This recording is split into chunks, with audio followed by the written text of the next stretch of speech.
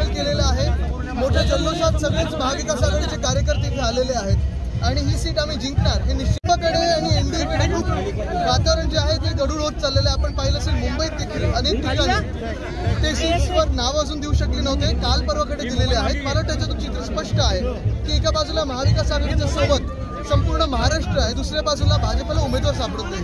भाजपची वृत्ती, घाणेरडी वृत्ती ही लोकांसमोर आलेली आहे।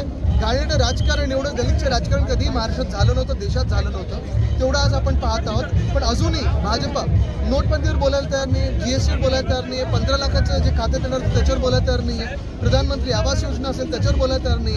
नेमकं 10 वर्षात भाजपाने केलं काय देशासाठी आणि महाराष्ट्रासाठी ते अजून बोलायला तयार नाही। हा युतीत थोडं कन्फ्युजन आहे की ईडीतून द्यायचा, सीबीआयतून द्यायचा, आयटीतून द्यायचा की कोणाकडून द्यायचा। आमची भूमिका प्रत्येक ठिकाणी स्पष्ट असते, मग नाणार असो, बारसू असो, वाढवण असो, आम्ही स्थानिक जनतेच्या सोबत उभे राहणार, म्हणजे राहणार, भूमिपुत्रांच्या सोबत राहणार, इथे बाहेरच्या ठेकेदारांना उभे राहणार। मला वाटतं म्हणूनच सगळे नेते भाजपचे इथे एवढ्या वेळा येतात, त्यांना माहिती आहे की महाराष्ट्राला गेल्या 2-2.5 वर्षात महाराष्ट्राने जो अन्याय सहन केलेला आहे, अन्याय पाहिलेला आहे भाजपकडून।